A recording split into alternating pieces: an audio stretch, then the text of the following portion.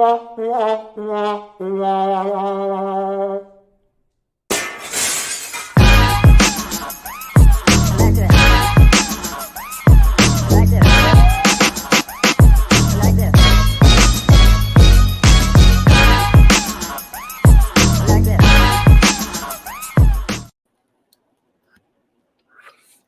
everyone. Spirit of 420 here because everything I do is so 420.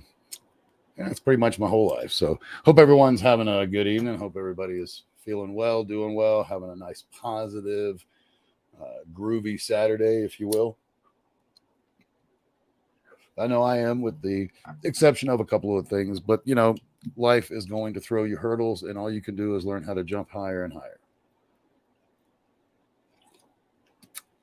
So, tonight's episode is a flick dick investigation, multi-investigation. Let's see, we've got Clerks 3, Vengeance, which is BJ Novak, Lou, which is a Netflix film. I can't even think of their, like, most of the people are not that well known, but I've seen them in other things, if that makes any sense at all. And then also Vesper, which is I'm pretty sure that's a British film.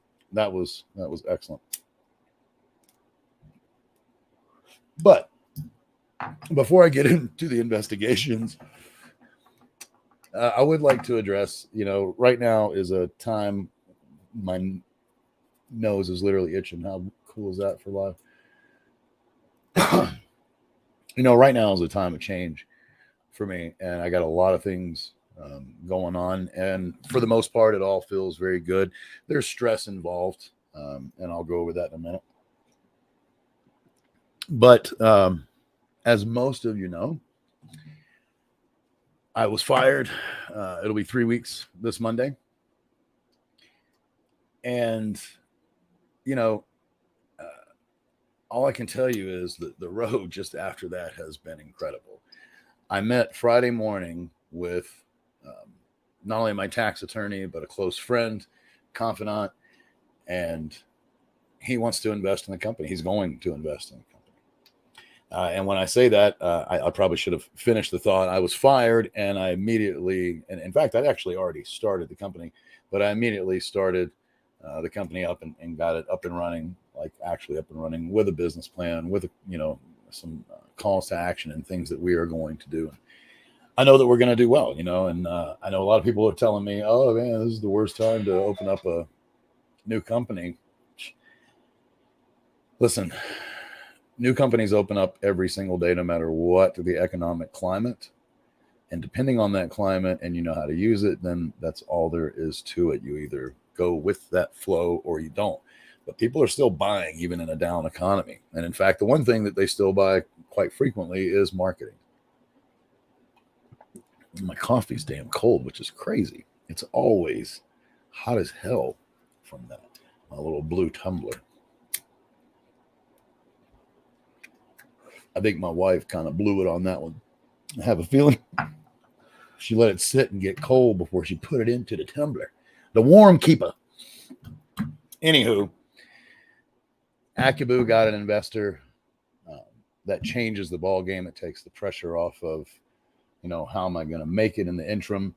Because to give you an idea, I filed for unemployment the day that it happened. And I wasn't ashamed to, because it was completely out of left field and I had no other source of income. But here's the deal. Not only I was, what's the word? Fuck. When you're granted the shit, right? I was approved, but I won't get my first check for 10 to 12 weeks. At least 3 have already gone by. So 7 to 9 weeks now. And guess what?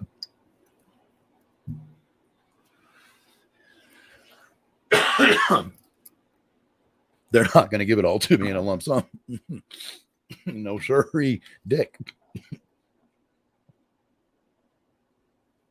I'll get it when I get it.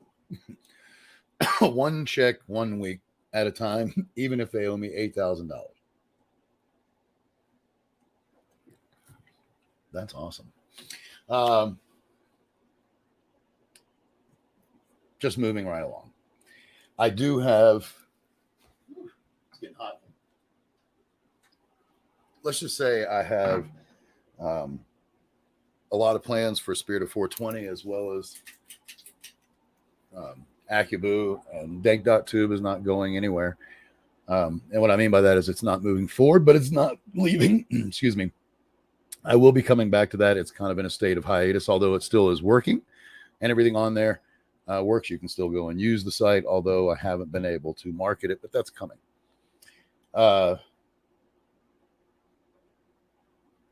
It's one thing at a time, right? But I can tell you, Acubu and Spirit of 420 are I'm going to be just it's all in all, you know. And eventually I'll tell you my name on here, but I figure most of y'all can end up finding out for yourselves. Plus I'll end up leaving clues, but that really isn't the point. The point is, it only makes sense to merge. And I said it from the beginning, this would all merge eventually. I expect it to be a little further down the road, but hey, here we are, and I'm happy with it. So regardless, I'm along for the ride. And what's the best way of saying this? Whatever's going to happen is going to happen, but it's better to have it, instead of trying to keep this like secret life on one side from a company that I was worried about get upset. I own the company. I'm not going to get upset about Spirit of 420. Right? It's just that simple. But I do want to talk for a minute. So that's what's going on. And as most of you have kept up with, I imagine, whoever's tuned in to me from time to time knows that I did start this with a partner. He happens to be my best bud. He's also 18 years younger than me, which doesn't make him bad or good. It just means he's 18 years younger. And he's had some, physical ailments as of late. And we got into a fight today. And it sucks because, you really don't like to fight with the ones that you envision yourself somehow never fighting with. But if that were the case, and you never fought with someone, that would be a really fucked up friendship. I mean, that would be a fucked up relationship. If you're lovers, it would be a fucked up friendship. Quite frankly, it would be a fucked up sibling situation, or parent offspring. Either one, doesn't matter. That would be fucked up. We all fight, and it doesn't mean that you have to be nasty about it. What I mean by we all fight is we all are going to disagree. We're not going to see eye to eye with everybody. And the ones that we love the most are the ones that we typically don't mind telling, hey, I disagree. I think you are an asshole. I'm just kidding. It's just a joke. He's not an asshole. He's a wonderful guy. And he probably thinks I'm being an asshole right now too. But, it's okay. We'll get past it. We'll move forward. He's that kind of guy. And I know that. If not, then I'll be having a really shitty show where I tell you he flipped out on me. But that's not the case. It's not who he is. You know what I mean? So I know he's angry, but we will get past it, as most couples do. So moving on to next topic. Yeah, I was supposed to be live last night. Sorry that I wasn't. I got my COVID shot. My fucking shoulder is sore as shit. But I got my COVID booster because I am fitty. But I got my B4, B5, whatever that is, the Omicron booster. And let me tell you, that shit kicked my ass. By 5 o'clock, I was feeling like shit. By the time it was time for me to go live, oh my God, dude. I didn't even want to. I was like, there's no way. No, I'm not doing it. I didn't want to move. I just wanted to sit and smoke and wait for the night to be over, because all I could feel, and I've been through this before. It's my fifth one, for God's sakes.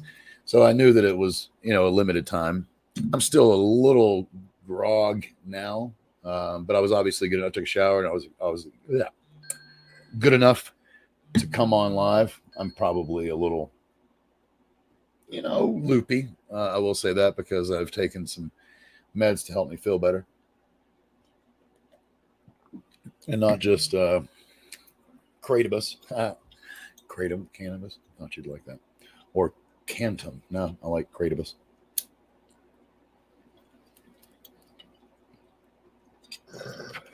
It's Saturday night and everything's all right, but I don't expect to have a lot of viewers tonight anyway, at least not for the live. I'm sure y'all will come and catch it later. So why don't I just move on now that you understand where I'm at? I am extremely happy. I've had essentially, if you want to look at, good feelings, bad feelings, 99% of the day has been awesome. There's hiccups. I'm feeling much better than I was last night. I got horrible sleep last night, which is why I look a little, right? So I will make it quick and go through these relatively quickly. But first of all, I'll say this. This is nice. All 4 films, all of them are well over a 60. There's not a film that scored even, I don't even think I have one in the 60s, quite honestly. Let's start with The Weakest Link. And I have to say, between these, and I'll just go through them again, you got Clerks 3. That was the third part of what is now a trilogy that Kevin Smith did. You have Vengeance, which is written and directed by B.J. Novak, and he was one of the pieces of magic behind The Office, right? The one with Michael with, oh my God. Oh, it's right there. It's bothering me. But anyway, you know what I'm talking about.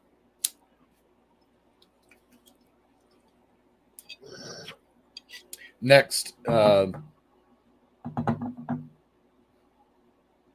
Vesper. And I don't know most of the players in that. They were all new. Plus, it clearly has to be UK. I mean, they have a British accent throughout, the entire movie. And it also, well, we'll get into that in a minute. But Vespa, and then last but not least, Lou. So I think I'll start with Lou. Lou was a Netflix film, which doesn't make it the worst. It just, in this case, it happened to be the one that I will give the lowest score out of these 4. But it was a good movie. It had some twists and turns. I know for a fact it got me, and then it even got my wife when she watched it. Because I ended up watching it again. I was like, you got to watch it. It's good. It's worthy. The woman in it, I don't know if anybody here has seen Bad Words, but she's the teacher, or not teacher, but she's the one that organizes the spelling bee that Bateman is absolutely just trashing, right? That's a great movie, by the way. If you've never seen Bad Words, that is an absolute must. That was Bateman. Oh my God! All of a sudden, I forgot his name. Jason Bateman's writing and directorial debut.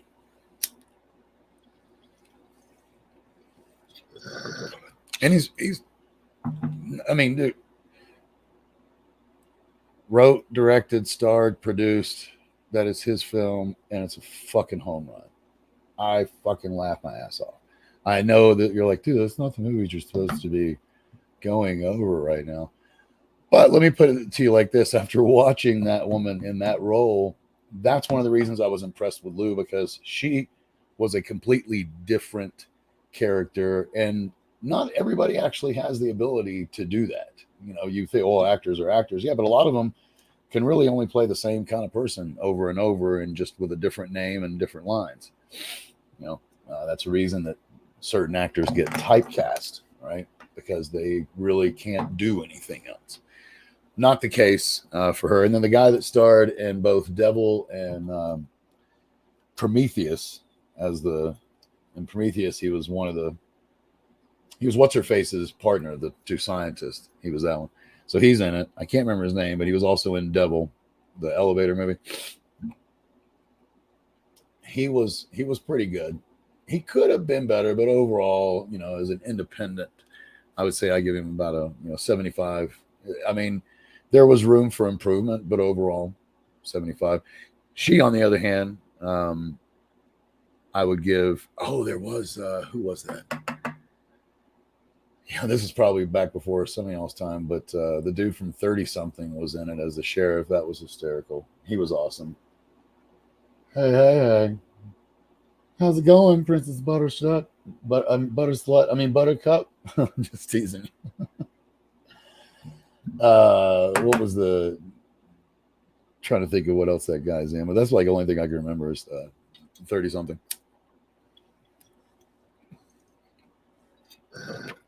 Anyway, it was a good thriller. It was a good what the fuck is going on.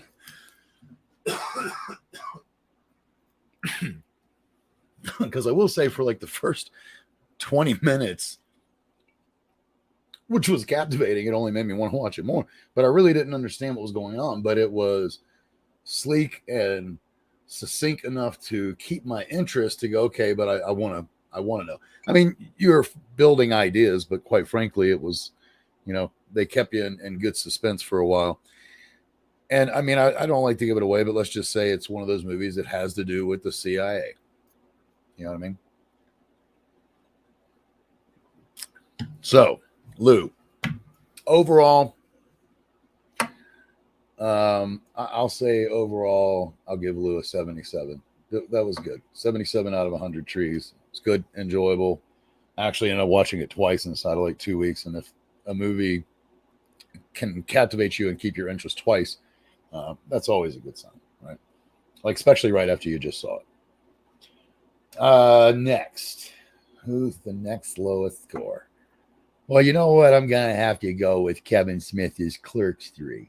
It's a fucking movie, and I get that a lot of people, Kevin Smith fans, are going to be like, oh, it's fucking awesome just because it's Kevin Smith. Well, see, I stopped being that guy a while ago, but I will tell you this. When Clerks came in, I would have sucked Kevin Smith's dick. That's all there is to it. The guy was spot on, and I ended up watching like everything that he did for years until it just kind of went to me on the dark side. And I'm not stating who he is as a person. I'm sure that he's a really good person. I know a lot of people love to work with him, but I'm just saying, like, when you kind of become who he has become for Amazon and IMDb, he used to be what felt like the voice of the small person, and now it just feels like ego. Kind of reminds me of what happened with Eddie Vedder, who came out a little bit earlier than Kevin Smith. But Eddie Vedder, guy was flipping burgers. I don't know if y'all know that story, but this dude was flipping burgers, surfer on the coast of California somewhere, not making it at all, and ended up getting the chance to sing for Mother Love Bone, who had lost their singer, a guy by the name of Andrew Wood, death by suicide, and or maybe it was overdose, but I'm pretty sure it was suicide, which is where Temple of the Dog came from. Anywho, same kind of thing. That guy was nobody, and instead of being humble and how do you say, maybe even a little modest, right? He was just all of a sudden, like, he made a comment. This is Eddie Vedder, made a statement within 4 years of being who he was, to the effect of, I will only work with other musical geniuses. Fucking. I haven't heard that bad of a statement from Kevin, but I have heard some pretty good whoppers. So I would try to tell you that, or I'll tell you this. I've tried very hard to keep my personal view of Kevin, because I've always liked his movies and I've always enjoyed. I haven't watched the reboot of Jay and Silent Bob, and I need to, but I loved Jay and Silent Bob, the first one. It's hysterical because they just didn't give a fuck, right? Kind of reminded me of like movies like Better Off Dead, where they just don't give a fuck and they have a blast. They don't care. They do whatever, right? I saw that. And, that's probably the only one I don't think I've seen. Well, Tusk, but that's another story. Anyway, I went in truly with an open mind, without any kind of judgment against Kevin Smith. And I didn't know that the story was actually based on his own personal experience of going through a heart attack. Anybody who's watched the trailer knows that, what's his name? Daniel has or not Daniel. Is it Daniel? No, Randall. Daniel. Randall has a heart attack, right? That's the premise of the story, and decides to make a movie. That movie that he's making turns out to be Clerks, right? Now, obviously, the timeline doesn't allow that, but if you go with it and let that piece go when you're watching clips from the original Clerks within Clerks 3, yes, they're much younger, but it was actually really heartwarming. I was pleasantly surprised. I literally nearly caught a tear at a couple times, and I thought it ended I thought it ended appropriately. I thought it was really. I was actually impressed. The acting in the beginning, I will be quite frank, and I don't know if maybe the scenes in the beginning were maybe the end of the movie and they were just fucking tired and want to go home. But some of the acting was questionable in the beginning, which means some of the direction is questionable because that means the director saw it and said, "Oh, it's good enough." But overall, it was one that started off slow. Let's say, like maybe a ground ball to first, right, and then a foul ball, or not a foul, but walk. Guy gets on the second, and then all of a sudden the dude comes up, and there's a man on first and second. The dude hits a home run because that's the way it was. Like it trickled in, and then like the second half of the movie, I was like, wow, I'm really enjoying this. But because of that first half, it's not going to score as high, obviously, as a 77. I give it a 75 trees out of 100. It was good. It was enjoyable. I consider, in my opinion, anything over a 75 is a must see. Period.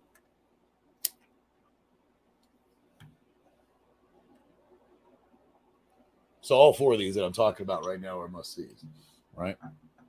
And let's move on to the next one because we've got it's a V for victory on these because we either have Vespa on one side or we have Vengeance on the other side. Which was the better film? Which honestly was better? Well, funny enough, I don't think either one was better than the other. They were outstanding. I believe, if I remember correctly, and that's a real long shot, I believe Vespa was written and directed by the same person. I always like those. Funny enough, Lou might have been too, but like the bulk of these movies were written and directed, and in this case, well, like Clerks, it starred him. What was the other one that we just went over? Jeez, Vengeance, or I'm about to go over. He wrote, directed, produced, starred. B.J. Novak. So I always like, and I tend to find those movies overall, even when they're shitty, they're better than the shitty version, the other shitty movies, that you kind of put up against them. Because when you write it and direct it, particularly when you have the ability to star in it, you're an actor, and you pay for it so you get some of the control, you really get to put your project on the film, right? Like the end film is truly your vision and not just a piece of your vision, because if you're the writer and you hand it over to someone else to direct and a group of people that give you a bunch of money and they produce and they start making all these requirement setting limits and all this stuff because they're paying for it. Well, what you end up getting is not by any stretch of the imagination what that writer envisioned. It just can't be. Too many hands in the cookie jar. You know what I mean? So when it's less hands in the cookie jar, I find it to be better. I mean, to give you an example, another one that was written and directed, of course, it was a pair of brothers, but Avengers, the last two Avengers, I don't know about the new one. It might be Russo, but the Avenger movies. Another example of that is Matrix, written and directed by brothers. When they write and direct it, it just seems to be better. Okay, so let's start with Vespa. Vespa was set at an apocalyptic future where there was a lot of. Actually, I said to somebody, I was like, I don't want to judge it in the sense of have you prejudge it, but it had elements of Avatar all the way to Mad Max, right? Like literally. That's not easy, number one, to do in my opinion, because it had a lot of new biological life as well as technology that was new. And in the simplest of terms, it was an entire universe. When any group of people can do an entire, like recreate an entire universe that you feel like you're in, that is a complete, how do you say, separate, just separate. Thank you. All right, here we go. Now she interrupted. Thank you so much, Princess.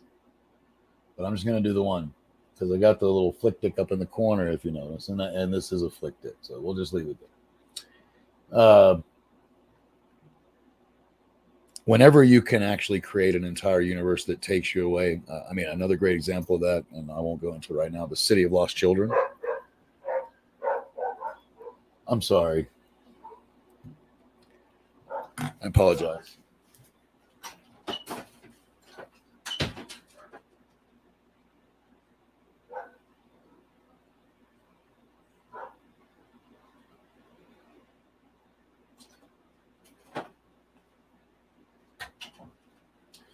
I do apologize, but there was some major dog action going on because we had visitors. I don't know why kids would be knocking at my door at 7:45 when it's dark outside. But anywho, they did. So back to Vespa. Complete creation of a different universe, a futuristic, desolate, what is that? Dytopian, I think, isn't that it? Dytopian, if I'm not getting it right. But apocalyptic future, where a huge amount of mankind has been wiped out and everybody's living by different rules and priorities are much different than what they once were, right? Absolute must see. Absolute must see. Incredible, incredible film. I give it a 92. 92 trees out of 100, which is obviously, it already gave that away, but Vengeance gets a 92. Okay. Vengeance. Now, the only takeaway I had is that I thought that some of his, he dismissed, and I know that some people might think I'm crazy, but he dismissed in this movie. This movie was about a guy who only knew this chick a couple times. She ends up dying. The family thinks that he's the boyfriend, that like they were really in love. And her brother, that is, thinks that she was killed. So, and he's a podcaster, so he decides to do a podcast about how, rural America would prefer to create a conspiracy theory than to deal with the reality of the fact that the daughter just overdosed or the sister just overdosed, right? Now, a lot of great stuff in there, but there was, my point is, not if you truly believe that every single conspiracy theory that you hear is false, well, then you are being naive, because some of them have validity, and anybody who's like, oh, you're a crazy son of a bitch. Well, let me just say this. For all of those people who know aliens are real, that was considered a conspiracy theory. Still is, right? Still is today, somewhat. Believe it or not, even though there's all this NASA stuff.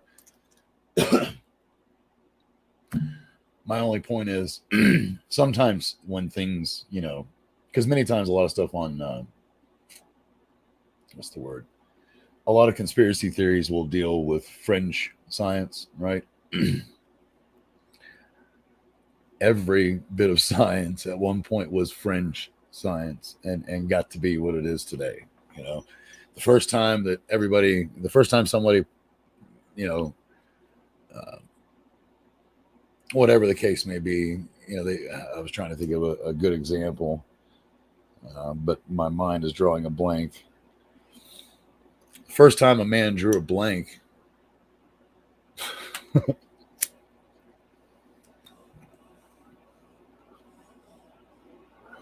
All right, I'll put it to you like this.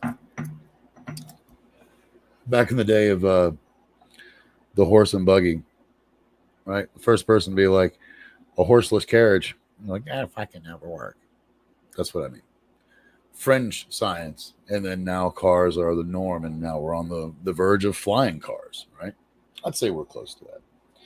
So anywho, why 92? Because it could have been higher, but that was one of the things I thought was funny, is that he dismissed everything, including, I might add, this is not a conspiracy theory, but he literally goes on a rant about how ghosts are not real. I have experienced spirits in my life. Like, I know for a fact they're real. You got to fucking come tell me that they're not, that I've made all that shit up? No, man, I wasn't even high much. I wasn't. I was on no, extra drugs that make me see things. And when you hear the story, you got to know that there's, something there. Let's just put it that way. And that's a story I told, and I'll tell it again one day. It doesn't matter. But the acting was superb. The only one I really know, other than BJ, was oh my goodness, you're gonna find this funny, but it's that '70s. You know, punked. Kuchner, Cooch. Yeah, oh, Ash Cooch, Ash Cooch. He was fucking awesome. I mean, I will not even deny. I loved it because he totally was against the grain of what he normally plays. This wasn't even close to dude, where's my car kind of acting, right? Or 70 show for that matter. He was outstanding. BJ gave himself a blowjob on the screen. It was awesome. In the sense of acting, right? Acting. And then the other dude that was in it, I don't know if y'all have seen Logan. I do not know this gentleman's name. I can't think of it offhand, but he's definitely a new up and comer and probably going to continue to make the scene. But it was the guy that was chasing Logan in the most recent Logan, where Logan dies, right? That dude that was chasing him the whole time, the young one, he was in it. He was really good. And then the rest of the family that he stayed with, because told you she had a whole family, right? The whole family was all acted well. Mike and Dan were acted well. It was good. Like I was impressed with. He got exactly what he wanted out of these people, and you could tell. And that's what I mean by written and directed. When when you're the one directing, you can, not to sound rude, but like, no, we got to do it again. Got to do it again. Do it 20 times until you get that exact right feeling that you were writing when you wrote it. And that's the difference. So, to blaze or not to blaze, there is no question. There is only to get high, to get by. I love all you folks. Each and every one of you are special, unique people. You have a purpose. I will continue to. Let's talk about moving it forward. Continue to move forward, and please pay it forward if you can find somebody to pay it forward to. And you have the opportunity, do it. I know it sounds funny, but just doing it isn't enough. And it's not about the gratitude when you're paying it forward. You literally need to tell them to pay it forward, or else they won't understand that that's what's happening, right? Period. It's just that simple.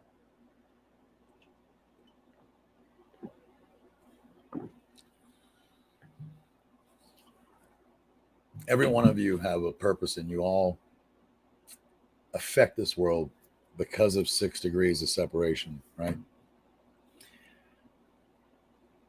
That's all that matters. Or maybe that's all there is. There's only 6 degrees separating you and all the other humans on this plane of existence, right? It's just the simple facts and the simple reality of it. And you may not feel that, but if you listen to some of my shows and you continue to tune in and you find out some of the things that I share with people, and you understand these things, because these are all my experiences. I only share about my experiences. Obviously, my attitude and my opinion is going to come out in some of that. Hopefully, some of you will laugh. If not, some of you will hate. Doesn't matter.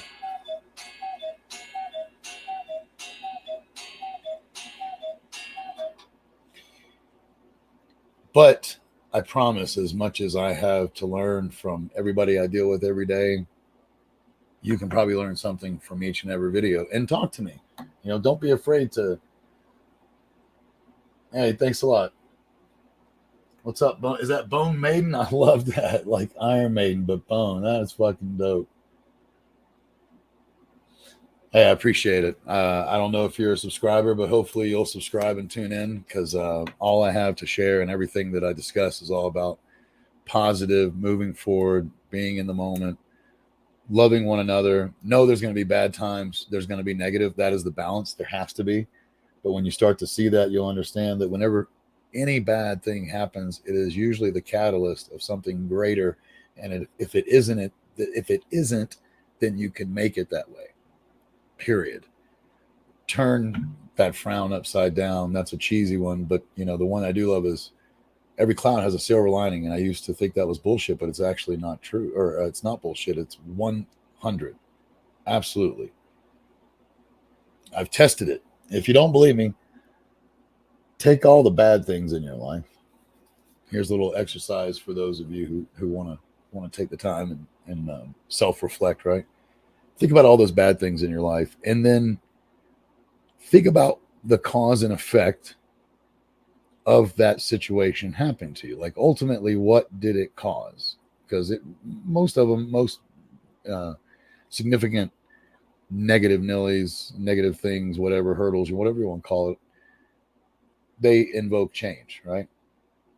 But look at it and see what the cause and effect is. Now, for me personally, I'm telling you, I've done this exercise. It's why I had such a change of heart in 2016.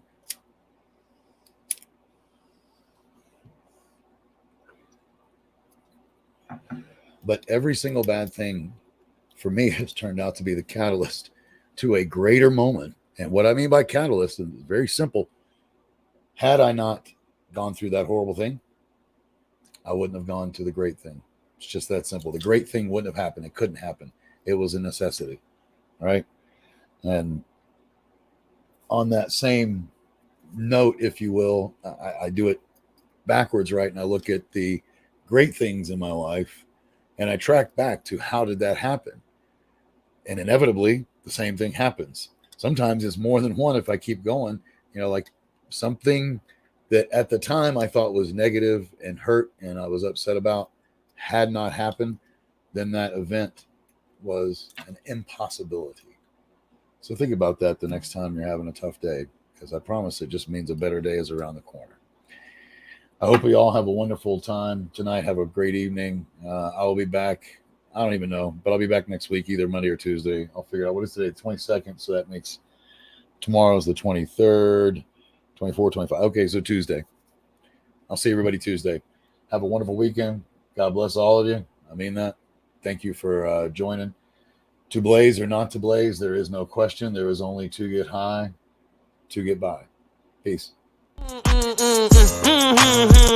can't have my phone number unless we running up the digits. Let me meditate, I just need a couple minutes. Tryna low ball me, my cojones to the big ass. Bitch, I get high. I ain't looking at the clock.